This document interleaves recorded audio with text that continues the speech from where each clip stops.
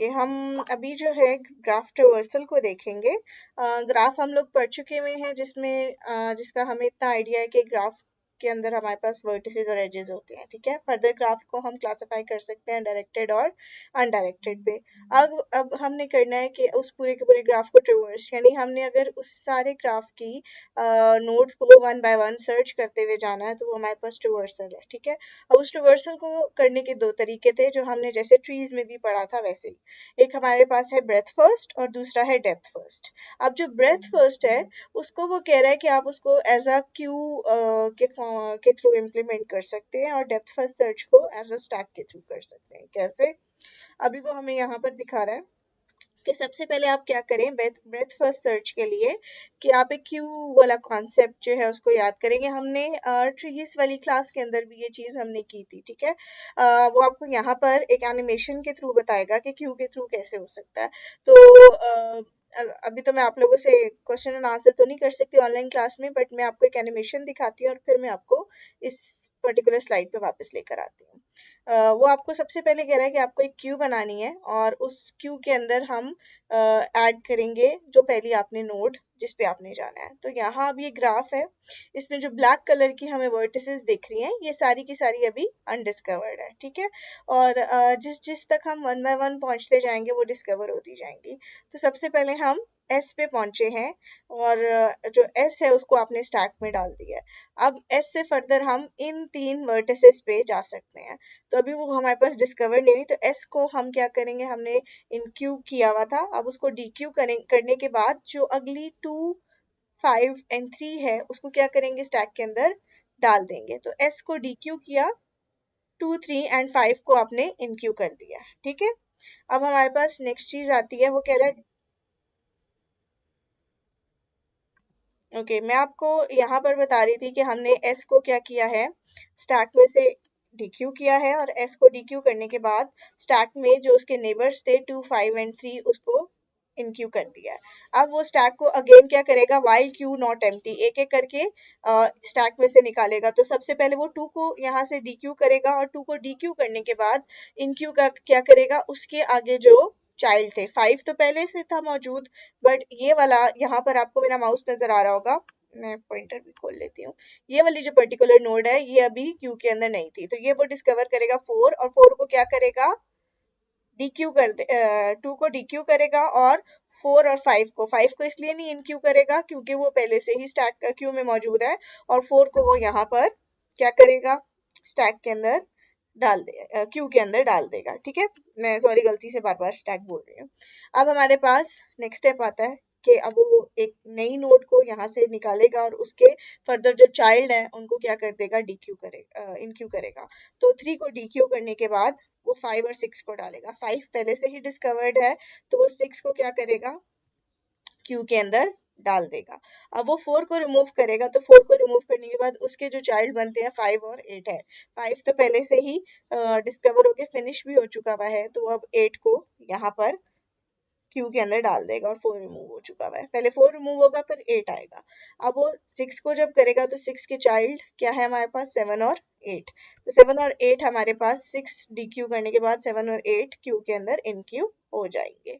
Next 8 रह गया, 8 के चाइल्ड, सॉरी 7, आप 8 जब आपके पास जाएगा तो 8 के तो कोई फर्दर चाइल्ड है ही नहीं, और फिर उसके बाद 7 की बारी आएगी, 7 के भी सारे डिस्कवर्ड है और 9 के भी पहले से डिस्कवर्ड है, तो आपकी क्यू खाली हो जाएगी। तो यहाँ वो आपको बता रहा है कि ब्रेथ फर्स्ट सर्च को आप किस तरीके से यूजिंग अ क्यू इम्प्लीमेंट कर सकते हैं। और ब्रेथ फर्स्ट सर्च क्या आती है हमारे पास, फॉर एग्जाम्पल हमारे पास एक ट्री बना हुआ है, तो वो पहले फर्स्ट लेवल पे उसको सर्च करेगा, फिर सेकंड लेवल पे सर्च करेगा, फिर थर्ड लेवल पे और फिर फोर्थ लेवल पे।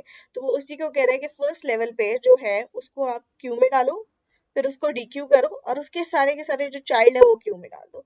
फिर वन बाय वन उन चाइल्ड्स को रिमूव करते जाओ और क्यू के अंदर उसके जो आगे सब चाइल्ड्स हैं उनको क्यू में ऐड करते जाओ। तो अगर ये वाला किसी को समझ नहीं आया तो इससे रिलेटेड कोई क्वेश्चन है तो मुझसे पूछ ले।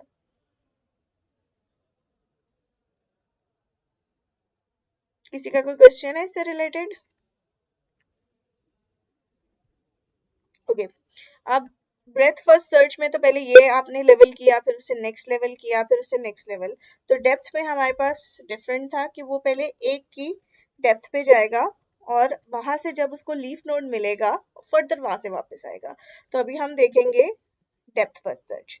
तो ये तो हमारे पास ब्रेथ फर्स्ट सर्च यहाँ पे कंप्लीट हो गई है।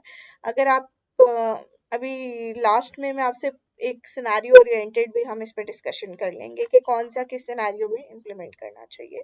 अगर हमने इसके ऊपर डेप्थ फर्स्ट सर्च लगानी थी तो पहले ए से वो बी पे जाता, डी पे आता, फिर रूट से वापस बैक ट्रैक होके बी पे आता, फिर ई पे आता, फिर एच पे आता, फिर एल पे आता, फिर बैक ट्रैक होके वापस एम पर आता, फिर वापस एच पे जाके एन पे आता और फिर ई पे जाता, फिर आई, फिर ओ, फिर वापस आई, फिर पी, फिर वापस आई, फिर ई, फिर बी, फिर ए से वापस सी पे, फिर एफ पे, फिर वापस सी पे, फिर जी पे, फिर जे पे, फिर वापस के और फिर क्यू।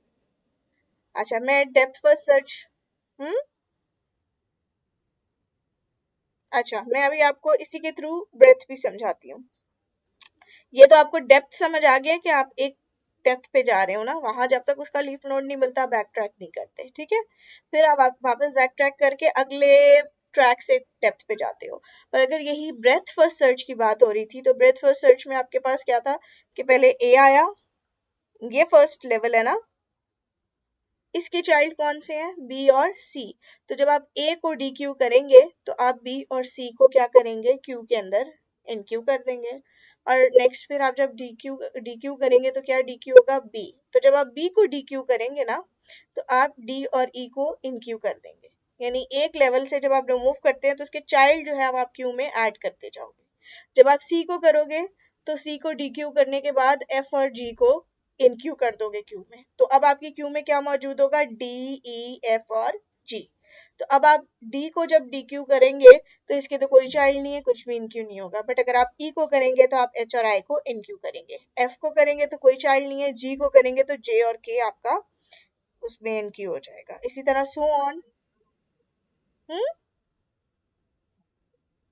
हाँ, फिर देखो आप जब भी बी को रिमूव कर रहे हो तो आपने डी और ई को डाला है। तो क्यू क्या करती है, क्यू में आप इसको इमेजिन, में यहाँ पे मेरा वो पॉइंटर नहीं चल रहा, मुझे मैं आपको पेंट पे खोल दूं या इधर ही, एक सेकंड में ट्राई करती हूँ अगर वो लिखने का परमिशन देता है।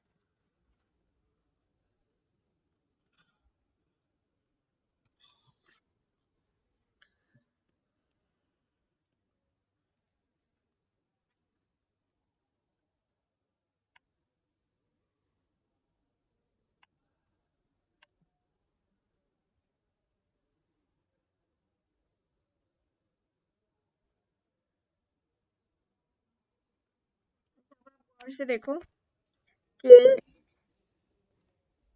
ये हमारे पास,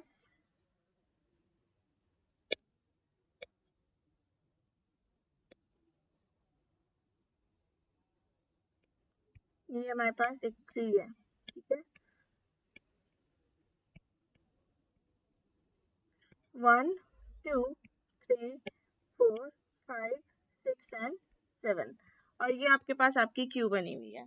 अब आपने इसमें क्या करना है, कुछ भी ऐड करोगे तो सबसे पहले ये वाली चीज इसमें इंक्लूड हो जाएगी, 1।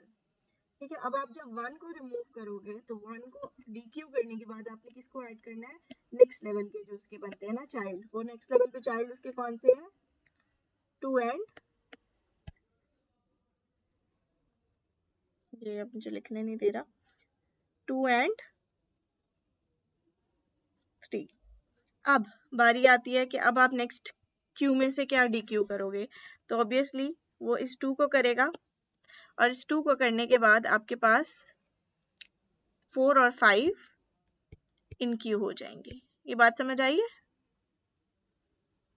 मुझे, सवाल जिसने पूछा था। अब जब आप 3 डी क्यू करोगे ना तो 3 के चाइल्ड ऐड करोगे, 6 और, बट ये आपको ट्री के उसमें बता रही हूँ। जी जी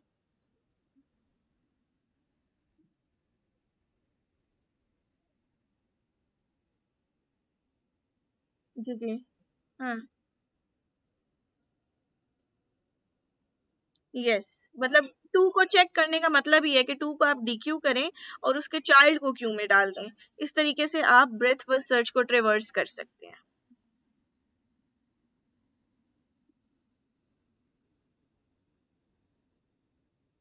तो कुछ कुछ भी नहीं।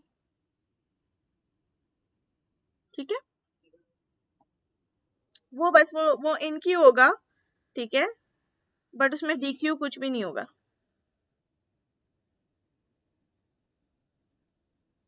हम्म हम्म पहले वन डीक्यू होगा, फिर 2 और 3 क्यू के अंदर एंटर होंगे।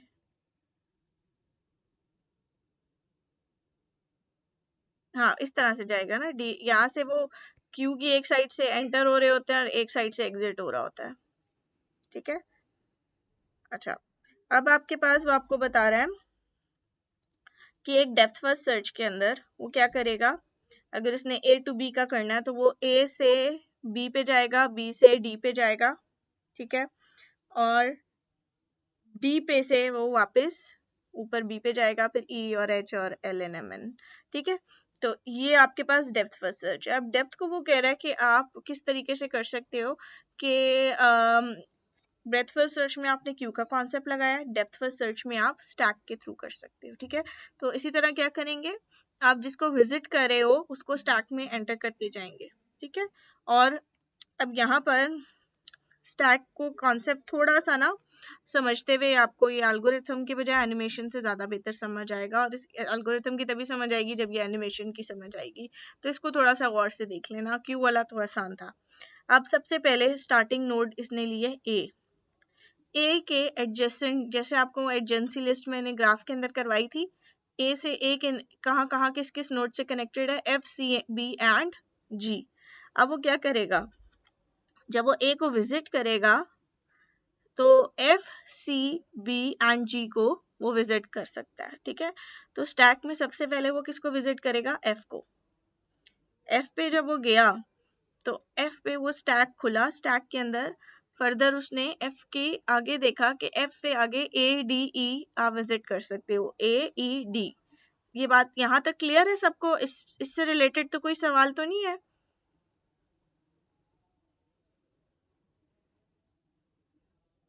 ओके, अब आप एफ अब आप अगर इस वाले एफ से ए पे नोड पे गए हैं तो ए तो पहले से डिस्कवर्ड है, ठीक है, ऑलरेडी मार्क्ड है। तो अब आप ई पे जाएंगे, जब आप ई पे जाएंगे ना तो वहां पर आप देखेंगे कि आप ई से एक और स्टैक खुलता है, क्योंकि ई अभी डिस्कवर्ड नहीं है। ई पे वो एक और स्टैक के अंदर ई को एंटर करता है, और ई से आप देख सकते हो आप जी एफ और डी पे विजिट कर सकते हैं। अब आप जी पे क्या करेंगे, अगेन जी तो अभी तक डिस्कवर्ड नहीं है, तो उसके लिए आप एक और स्टैक खोल देंगे, जी को विजिट करेंगे और जी पे आप चेक करेंगे आप ई और ए पे जा सकते हैं। अब ई और ए ऑलरेडी विजिटेड है, तो इसको, हाँ जी, हम्म, ये ये स्टैक है, ये स्टैक है, और उसके अंदर ये वो एजेस हैं जिसको वो विजिट कर रहा है। ठीक है, हाँ, पहला देखो, स्टैक में पहला एलिमेंट ये है, फिर दूसरा है, फिर तीसरा और ये चौथा। अब जी पे वो देखो वो डिस्कवर्ड है ई और ए, तो वो क्या करेगा, कुछ भी नहीं, वापस स्टैक से वो एलिमेंट, जब जी के फर्दर जो एजेस थी, जब जी के ई और ए फर्दर एजेस उसने चेक किया ये पहले से विजिटेड है, तो जी को क्या करेगा, स्टैक में से पॉप करवा लेगा।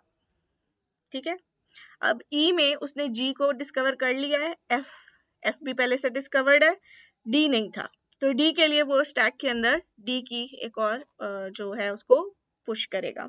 तो डी के अंदर वो देखता है कौन सी एजेस है, एफ एंड ई। अब एफ पहले से डिस्कवर्ड है, ई भी डिस्कवर्ड है, तो क्या होगा, डी क्या हो जाएगा, पॉप।